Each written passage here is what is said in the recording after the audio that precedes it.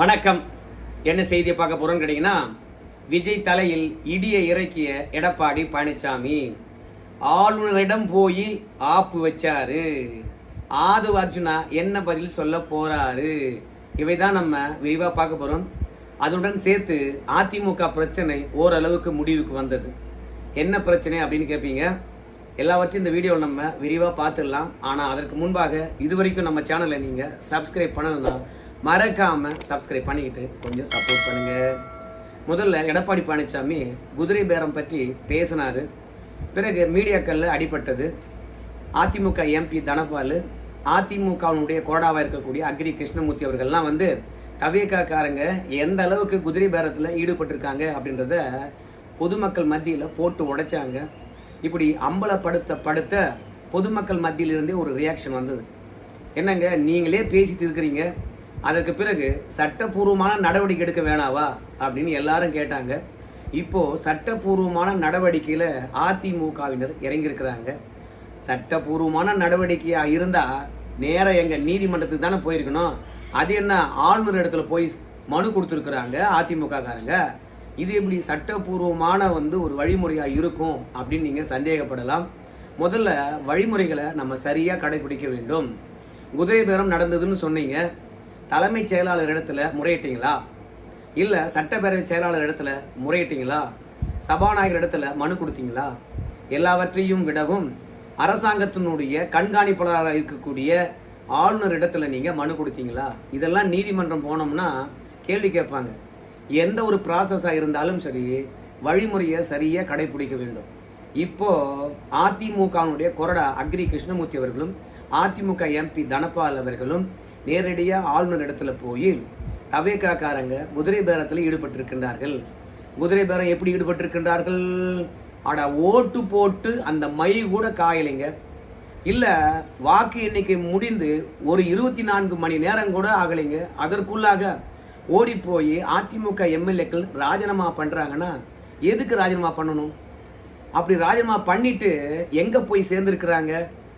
அப்போது குதிரை பேரம் நடக்காமல் அது எப்படிங்க தன்னுடைய பதிவை ராஜினாமா பண்ண முடியும்? தேர்தல் ரிசல்ட் வந்த அடுத்த நொடியே அவங்க தலைமை மீது அவங்களுக்கு என்ன அதிருப்தி வந்தது?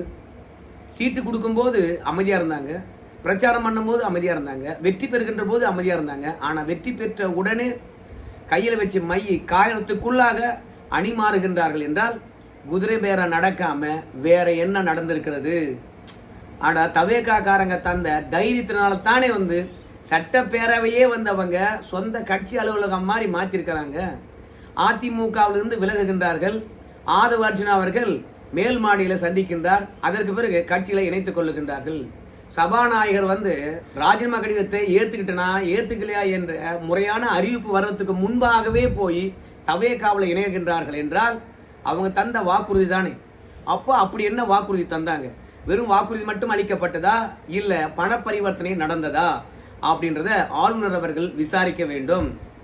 அது மட்டும் இல்ல, தலைமைச் செயலாளர் இடத்திலும் சரி, சட்டப்பேரவை செயலாளர் இடத்திலும் சரி, இந்த குதிரை பேர நிகழ்வு தொடர்பாக நீங்க கருத்தை கேட்டு பெற வேண்டும், உரிய நடவடிக்கை எடுக்க வேண்டும் சொல்லிட்டு விஜய் தலையில அதிரடியாக இடியை இறக்கி இருக்கிறாங்க. இப்போ குதிரை பேரம் நடந்ததுக்கான எல்லா விதமான ஆதாரத்தையும் கொடுத்து அதிமுக காரங்க வெற்றி பெற்று விடுவார்களா அப்படின்னு கேட்டீங்கன்னா, சட்டப்பேரவையா இருக்கலாங்க, நீதிமன்றமா இருக்கலாங்க, ஆளுங்கட்சியை எதிர்த்து நம்ம போராடி வெற்றி பெற முடியாதுங்க. ஆனால் இந்த மாதிரி சட்டப்பூர்வமான வழிவகையை நாம கையாளுகின்ற பொழுது இந்த பிரச்சனையை மக்கள் மன்றத்துக்கு கொண்டு போக முடியும், ஊடகத்தை பேச வைக்க முடியும். தூய ஆட்சி கொடுக்க வந்தாரு விஜய், கடைசியில எப்படி பேரம் பேசியிருக்காரு பாருங்க. ஒரு எம்எல்ஏக்களை பேரம் பேசி வாங்குறாருன்னா அதை விட அதிகமான வருமானம் இருந்தால் தானே ஒரு பொருள் நம்ம குறைந்த விலைக்காவது வாங்குவோம். அப்போ விஜய்க்கு எவ்வளவு வருமானம் வரப்போகுது? எதுக்காக அதிமுக காரன் கிட்ட இருந்து இவ்வளோ விலை கொடுத்து எம்எல்ஏக்களை வாங்கணும்? அப்போ இவர் தூய சக்தியா? இந்த கேள்வி மக்கள் மத்தியில் எழுமா இல்லையா? வயசானவன் சிந்திக்கிறானோ இல்லையோ, விஜய் மாற்றம் என்று ஓட்டு போட்டானே இளைஞன், அவன் சிந்திப்பானா இல்லையா? விஜயை நம்பி ஓட்டு போட்டோம், எதுக்கு அதிமுக காரங்களை விலை கொடுத்து வாங்குறாரு? தானா வந்தா பரவாயில்லையே. சட்டமன்ற உறுப்பினர்கள் தானா வருவாங்களா? கோடி கோடியா செலவழிச்சிருக்கான். அத்தனை கோடியும் போனா பரவாயில்லன்னு சொல்லிட்டு ராஜினாமா பண்ணிட்டு போறான்னா பணம் கொடுக்காம வந்துருவானா? இது ஓட்டு போட்ட இளைஞர்களுக்கும் படித்த இளைஞர்களுக்கும் தெரியாதா? இது மக்கள் மன்றத்தில் கொண்டு போய் சேர்க்க வேண்டும். மக்கள் தான் முடிவெடுக்க வேண்டும். நீதிமன்றம் இது விசாரித்து ஒரு தீர்ப்பு வழங்குவதற்குள்ளாக 2 ஆண்டு காலம் ஆகிவிடும். ஆனா கடைசி வரைக்கும் இந்த குதிரை பேரம் என்பது நம்ம விஜய் அவர்களுடைய ஆட்சியில கரும்புள்ளி தான். அதனால நம்மளை பொறுத்த வரைக்கும் விஜய் அவர்கள் செய்தது தவறு. ஆளுநர் மூலமாக பெரிய ஆப்பா விஜய்க்கு சொருகி இருக்கின்றார். இனி ஒவ்வொரு சட்ட போராட்டமும் ஒவ்வொரு மத்திய அரசாங்கத்துடைய நடவடிக்கையும் விஜய் அவர்கள் எதிர்கொண்டு தான் ஆக வேண்டும். இந்த பண பரிவர்த்தனையை பொறுத்த வரைக்கும் நேரடியாக கொடுத்துருக்க மாட்டாங்க. இந்த பண பரிவர்த்தனையானது வேற மாதிரி மறைமுகமா பாத்தீங்கன்னா ராஜினாமா பண்ணவங்க கிட்ட போய் சேர்ந்திருக்கலாம், பரிசு பொருட்களாக சேர்ந்திருக்கலாம், நிலங்களாக போய் சேர்ந்திருக்கலாம், இல்லையா அவாலா பணமாக மீண்டும் இவங்க கிட்ட வெளிநாட்டிலிருந்து திரும்பி வரலாம். மொத்தத்துல இவ்வளோ பணம் ஆதவர்ஜனா கிட்டையோ விஜய் கிட்டையோ எங்க இருந்தது? இந்த பணங்கள் பாத்தீங்கன்னா வருமான வரி கட்டணம் தான், இல்ல பிளாக் மணியா? இவை அத்தனையும் நோண்டிடுவாங்க. விஜய் அவர்களை பொறுத்த வரைக்கும் ஏற்கனவே கார் வாங்கினாரு, வருமான வரி தள்ளுபடி என்ற பிரச்சனையில சிக்கி இருக்கின்றார். ஏற்கனவே கரூர் சம்பவத்தில் சிபிஐ விசாரணையில சிக்கி இருக்கின்றார். அதனால இப்ப மீண்டும் குதிரை பேர விஷயத்துல ஆளுநர் அவர்கள் இந்த வழக்கை சிபிஐ விசாரிக்க வேண்டும் அப்படின்னு கேட்டிருக்காங்க. ஆனால் நம்ம தமிழகத்தை பொறுத்த வரைக்கும் திமுக காரன் பயந்துகிட்டு தன்னிச்சையாக சிபிஐ தமிழகத்தை விசாரிப்பதற்கான அனுமதியை ரத்து பண்ணிட்டாங்க. இல்லைன்னா ஒவ்வொரு வழக்கம் நேரடியாக சிபிஐக்கு போயிருக்கும். இப்போ விஜய் அவர்கள் அனுமதி அளித்தா மட்டும்தான் சிபிஐ ஆனது உள்ள வரும். அப்படி அனுமதி அளிக்கலன்னா சிபிஐ ஆனது உள்ள வராது. ஆனால் அதுக்கு இன்னொரு வழியும் இருக்குது. நம்ம நீதிமன்றத்தை நாடினோம் என்றால் எப்படி செந்தில் பாலாஜி வழக்கை சிபிஐ விசாரிப்பதற்கு உச்ச நீதிமன்றம் உத்தரவிட்டதோ அதே மாதிரி உயர் நீதிமன்றமோ அல்லது உச்ச நீதிமன்றமோ இந்த குதிரை பேர நிகழ்வை சிபிஐ விசாரிக்கட்டும் என்று நினைச்சு உத்தரவிட்டார்கள் என்றால் அடுத்த நொடியே சிபிஐ ஆனது விசாரணையை தொடங்கிவிடும். விசாரணைகளை எதிர்கொள்கின்ற தைரியம் தவேக அரசாங்கத்துக்கு இருக்குமா? திமுக பழம் நின்று கொட்டை போட்டுவேன், பல வழக்குகளை பார்த்துவேன். அரசியல் ரீதியான வழக்குகளை இப்பதான் தவேகாரங்க எதிர்கொள்ளுகின்றார்கள். நிச்சயமாக இந்த குதிரை பேர விஷயமானது வெளியே வரும். தமிழக மக்கள் விஜய் தொடர்பாக தெரிந்து கொள்வார்கள். இவன் எப்பேற்பட்ட போலி நாகரிகமற்ற அரசியல் செய்கிறவன், அடுத்த கட்சியிலிருந்து ஆள் பிடிக்கக்கூடிய கீழ்த்தரமான வேலையை பார்க்கக்கூடியவன், இவெல்லாம் அரசியல் மாற்று சக்தி என்று சொல்லிட்டு வந்தா இளைஞர் சமூகமானது இவனை பின்பற்றினால் எப்பேற்பட்ட குற்ற சமூகமாக வளர்ந்து வரும். அதனால ஏமாற்றம், பொய் சொல்றது, துரோகம் இதெல்லாம் விஜயனுடைய புதிய அடையாளமாக இந்த குதிரை பேரத்திலிருந்து வெளிப்பட போகுது. அதாவது தேர்தலுக்கு முன்பாக அதிமுகவும் அதிமுக தலைவர்களும் எங்களுக்கு நட்புடன் தான் இருக்கிறாங்க, அதிமுக நட்பு சக்தின்னு சொன்னாரு. எம்ஜிஆரும் ஜெயலலிதாவும் எங்களுடைய வழிகாட்டி என்று சொன்னாரு. ஆனா அந்த கட்சியை இந்த அளவுக்கு சின்னாபனம் ஏற்படுத்தி இருப்பதனால நம்ம எடப்பாடி பழனிசாமி மட்டும் இந்த சட்டப்பூர்வமான நடவடிக்கை மட்டும் இல்லாம மக்கள் மன்றத்தையும் நாடி நாங்க என்ன தப்பு பண்ணோம், எங்களை பொறுத்த வரைக்கும் விஜய் அவர்களை எதிரியாவே நினைக்கல. நாங்க எங்க அரசியல பண்ணோம், எங்களுடைய எதிரி திமுக, அவ்வளவுதான். நாங்க எங்க அரசியல பண்ணிக்கிட்டு நாங்க எங்க மக்களுக்கு வாக்குறுதி கொடுத்துக்கிட்டு நாங்க இருக்கின்ற போது விஜய் அவர்கள் எங்க கட்சியை உடைக்கிறாரு, எங்க ஆளுக்கிட்ட குதிரை பேரத்தை நிகழ்த்துறாரு. என்ன தப்பு பண்ணும்? ஸோ விஜய் எங்களுக்கு எதிரியா? விஜய்க்கு என்ன துரோகம் பண்ணும்? இதை மக்களிடையே போய் கேட்டாருன்னா இல்ல மாவட்டம் தோறும் ஒரு ஆய்வு கூட்டம் போட்டு கட்சி நிர்வாகிகிட்ட இந்த மாதிரி விஜயனுடைய துரோகத்தை அம்பலப்படுத்தினார் வச்சுங்களேன், நிச்சயமாக மீடியாக்கள்ல இன்னும் அதிகமா பேசப்படும். நம்ம எடப்பாடி பழனிசாமி நீதிமன்றத்துல மட்டுமே விஜயை எதிர்கொள்ளாம மக்கள் மன்றத்திலும் எதிர்கொண்டாருப்பா அப்படின்னு சொல்லும் பொழுது நிச்சயமாக எடப்பாடி பக்கம் இருக்கின்ற நியாயத்தை புரிஞ்சுக்கிட்டு அதே இளைஞர் சமூகமானது எடப்பாடி பக்கம் வருவதற்கான வாய்ப்பு இருக்கிறது, அதிமுக எழுந்து வருவதற்கான வாய்ப்பு இருக்கிறது. அதனால எடப்பாடி பழனிசாமி நீதிமன்றத்தை மட்டும் நாடாம மக்கள் மன்றத்தையும் நாட வேண்டும். பல அரசியல் விமர்சகர்கள் பல தொலைக்காட்சியில் உட்காந்துக்கிட்டு அவங்க குறைந்தபட்சம் எடப்பாடி கிட்ட வைக்கின்ற வேண்டுகோள், பாருங்க ஒவ்வொரு மாவட்டத்துக்கும் 2 நாள் ஸ்பெண்ட் பண்ணுங்க. நீங்க ஊரெல்லாம் போய் பிரச்சாரம் பண்ண வேண்டாம். ஒவ்வொரு ஒன்றியத்திலையும் உட்காந்து ஒன்றியத்தில் இருக்கக்கூடிய கட்சி நிர்வாகிகளை அழைத்து இந்த தவேகாவனுடைய துரோக செயலை நீங்க பேசினா போதும்.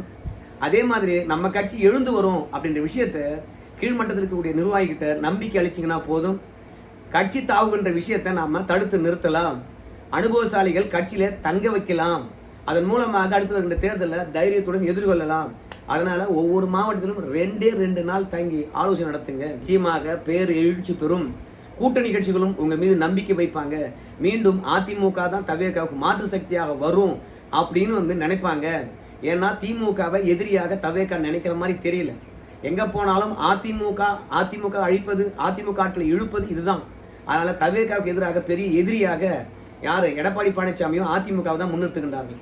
இந்த தவேகா வெர்சஸ் அதிமுக என்ற நிலையை தெரிந்தோ தெரியாமலையோ விஜயை உருவாக்கிட்டார்.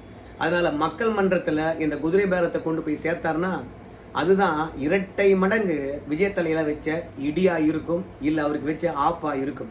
இன்னைக்கு ஆளுநர்கிட்ட போனது விஜய்க்கு பெரிய பாதிப்பு ஏற்படுத்தும், ஒரு கிளியை உண்டாக்கி இருக்கும். அதிமுகவினர் சேருகின்ற போது ஒரு தயக்கம் காட்டுவாங்க. தொடர்ச்சியாக அதிமுகவினர் கிளம்பி போறதும் கொஞ்சம் தடுக்கப்படும். ஆனா மக்கள் மன்றத்துக்கும் போகணும். ஸோ ஆளுநரை தொடர்ந்து நீதிமன்றம் போவாங்க, அதற்கான உறுதியும் அளிச்சிருக்கிறாங்க. அதை தாண்டி அதிமுகவில் பிரச்சனை கொஞ்சம் தீர்ந்திருக்கிறது. சிவி சண்முகமானவர் மாவட்ட செயலர் பதவியிலிருந்து எடப்பாடி பழனிசாமி தூக்கிட்டாங்க. அதற்கு பதிலாக புகழேந்தி என்கின்ற ஒரு போட்டார்னு நினைக்கிறேன். அவர் பட்டியல் இனத்தை சார்ந்தவர், இவர் வன்னியர். ஸோ சாதி தொடர்பாக 2 பேருக்கும் பிரச்சனை கிடையாது. நான் தான் மாவட்ட செயலாளர் என்று ஒத்த காலில் நின்று இருந்தார் சிவி சண்முகம். ஆனால் இப்போ நேற்று போய் நன்றி தெரிவித்து விட்டு வந்த பிறகு மாவட்ட செயலாளர் அலுவலகத்தினுடைய சாவியை எடப்பாடி பழனிசாமி நியமித்த மாவட்ட செயலர்கிட்ட கொடுத்துருக்கின்றார். இதிலிருந்து 2 விஷயம் உறுதியாகிறது. ஒன்று, இனிமே எடப்பாடி இடத்துல மோத வேண்டாம் என்று சிவி சண்முகம் நினைக்கின்றார். நம்மளுக்கு பதவி இல்லை அப்படின்னு தெரிஞ்சு போச்சு. 2வது, நேத்தான் போய் மக்கள் மத்தியில் நன்றி சொல்லிவிட்டு வந்திருக்கின்றார். அங்க மக்கள்கிட்ட இருந்து ஃபீட்பேக்ஸ் நிறைய வந்திருக்கும். அது சிவி சண்முகத்துக்கு எதிராக இருக்கும். நம்ம தேவையில்லாமல் அதிமுகக்குள்ள குழப்பத்தை ஏற்படுத்தி விட்டோம் என்ற விஷயம் உணர்ந்திருப்பாங்க. மக்கள் எதிர்க்கிறார்கள். இதற்கு மேல நம்ம கடுமை காட்டோம்னா கொஞ்சம் நெஞ்ச ஆதரவு போயிடும் என்று சிவி சண்முகம் நினைச்சிருப்பாரு. அதனால சாவியை கொடுத்துட்டு இருப்பாருன்னு நான் நினைக்கிறேன். அப்படி இல்லையா, நாம மாற்று கட்சிக்கு போறோம், எதுக்காக சாவி வச்சுக்கிட்டோம் அப்படின்னு சொல்லிட்டு ஒன்னு தவேகா கிட்டையோ இல்ல திமுக கிட்டையோ பேரத்தை பேசி முடிச்சிருப்பாரு. ஆனா திமுகவுக்கு போவாரா சிவி சண்முகம் அப்படின்னு பார்க்கும்போது எனக்கு தெரிஞ்சு சிவி சண்முகம் அவர்கள் திமுகவுக்கு போறதுக்கான வாய்ப்பு துளியும் இல்லை. ஆனா சி விஜயபாஸ்கர் திமுகவுக்கு தான் போறாராம். நியூஸ் 7 தொலைக்காட்சியில் செய்தி போட்டாங்க, சி விஜயபாஸ்கர் சொன்னதாகவே. ஏன்னா சிவி சண்முகத்தை பொறுத்த வரைக்கும் திமுக அதிமுக கூட்டணியா ஆட்சி திமுக மூலமாக கைப்பற்றுறாங்களா, இது எவ்வளவு பெரிய துரோகம் அப்படின்னு சொன்னவர், கூட்டணியே கூடாது என்று சொன்னவர் திமுக கிட்ட போய் சேருவாரா சிவி சண்முகம்? கூட்டணிக்கே ஒத்துக்காதவர் இல்லையா? அதனால சிவி சண்முகம் போறதுக்கான வாய்ப்பு இல்லை. ஆனா சி விஜயபாஸ்கர் அவர்கள் திமுக கிட்ட தான் போய் சேர்றாரு. அதனால இந்த 2 பேரும் என்ன முடிவெடுக்க போறாங்க என்ற ஒரு குழப்பமான மனநிலை இருந்தது. அது இன்னைக்கு முடிவுக்கு வந்திருக்கிறது. சி விஜயபாஸ்கருடைய நடவடிக்கை என்பது ஒரு ஸ்மார்ட் மூவ் அப்படிங்கிறாங்க. எப்படின்னு பார்க்கும்பொழுது அவருடைய மாவட்டத்தில் திமுக அதிமுக மட்டும்தான் செல்வாக்கு இருக்கிறது. ஒன்று திமுக ஜெயிச்சிருக்குது, இன்னொன்று அதிமுக ஜெயிச்சிருக்கிறது. அதனால 3ஆம் இடம் போயிருக்கக்கூடிய விசில் சின்னத்தில் நம்ம மீண்டும் நிற்க முடியுமா? பதவி ராஜினாமா பண்ணா நின்னா ஓட்டு போடுவாங்களா? எடப்பாடி பழனிசாமி மீது வேற ரொம்பவே அனுதாபலம் இருக்கிறது. ஸோ அதனால தேவையில்லை, திமுக வலிமையாக தான் இருக்குது, அங்கே போய் சேரலாம், உயர்சூர சின்னத்தில் போட்டிடலாம் அப்படின்னு சி விஜயபாஸ்கர் அவர்கள் நினைக்கின்றார். அது மட்டும் இல்லை, சசிகலா மற்றும் ஜெயலலிதா இவங்க 2 பேரும் அதிமுக இல்லாத தருணத்தில் முக்குளத்தூர் சமூகமானது மொத்தமாக திமுக பக்கம் நகர்ந்திருக்கிறது. பட்டியல் இனத்தவர் விஜய் பக்கம் நகர்ந்த உடனே முக்குளத்தூர் திமுக பக்கம் நகர்ந்திருக்கின்றார்கள். ஸோ அவங்க ஆதரவு திமுகவுக்கு இருக்கின்ற போது நாம ஏன் அதை தாண்டி தவேக்காக போனோம் அப்படின்றதுனால சி விஜயபாஸ்கர் அவர்கள் திமுகவுக்கு போகின்றார் என்ற தகவல் தான் கிடைச்சிருக்குது. கொஞ்சம் பொறுத்து பார்ப்போம். நல்லா எனக்கு தெரிஞ்சு புதன்கிழமை 2 பேரும் கட்சியில் இணைவார்கள் என்று நினைக்கலாம். அதிமுகவில் ஓரளவுக்கு பிரச்சனை தீர்ந்திருக்கிறது. ஆனால் அடுத்தடுத்த பேர்கள் தவேக்கால் இணைந்து கொண்டிருக்கின்றார்கள். மாநில அளவில் சரி, மாவட்ட அளவில் சரி இருந்தவங்கெல்லாம் வரிசையாக போய் சேர்ந்தாங்க. அதுக்கு அடுத்தது 2ஆம் கட்டமாக ஒன்றிய அளவில் இருக்கக்கூடியவங்க தவேக்கால வரிசையாக போய் சேர்றாங்களாம். நம்முடைய செங்கோட்டையன் வீட்டில் 1000 பேர் காத்திருக்காங்களாம் இன்னைக்கு காலையில். அதே மாதிரி புஷியானந்தவர் வீட்டில் 2000 பேர் காத்துட்டு இருக்காங்களாம் அதிமுக கட்சியில் சேர்வதற்கு. ஸோ இவங்கெல்லாம் 2ஆம் கட்ட தலைவர்கள். இந்த அடுத்த உள்ளாட்சி தேர்தல் வரத்துக்குள்ள அதிமுக என்ற கட்சியே இருக்காது பாருங்க. மற்ற சின்ன சின்ன குட்டி கட்சிகள் கூட, மற்ற குட்டி குட்டி கட்சிகள் இருக்குது, அந்த கட்சியோட அதிமுக ரொம்ப தேய்ந்து போயிருக்கும் பாருங்க. எடப்பாடி மட்டும்தான் மிஞ்சுவார் அப்படின்னு செங்கோட்டையன் ரொம்ப ஆணவத்தில் பேசுறாரு. பார்க்கலாம் என்ன நடக்க போகுதுன்னு சொல்லிட்டு. எப்போதும் ஒரே பக்கம் காற்று வீசாது. நம்முடைய அதிமுக தொண்டர்கள்லாம் மனப்புழக்கத்தில் தான் இருக்கிறாங்க. எப்படா தேர்தல் வரும், வச்சு செய்யலாம் அந்த தவேக்காரங்களை என்று வெறியில தான் இருக்கிறாங்க. ஸோ நிச்சயமாக தவேக்கா அடுத்த தேர்தலில் இப்போ வெற்றி பெற்ற மாதிரி வெற்றி பெற வாய்ப்பே இல்லை. அதுவே அதுக்கு பெரிய பின்னடைவாக இருக்கும். அப்படி பின்னடைவு ஏற்பட்டால் நல்ல சுறுசுறுப்பாக ஆதரவு இருக்கின்ற போது விஜய் அவர்கள் வெளியே பிரச்சாரம் பண்ணல. இப்போ ஆதரவெல்லாம் போயிட்ட பிறகு எப்படி அதுவும் தோத்துட்டு பிறகு எப்படி வெளியே பிரச்சாரம் பண்ணுவார், கட்சி வளர்க்க போறாரு. அதனால் மீண்டும் அதிமுக எழுந்து வரும் என்பதில் மாற்று கருத்து கிடையாது. கொஞ்சம் பொறுமையாக இருப்போம். நன்றி நண்பர்கள்.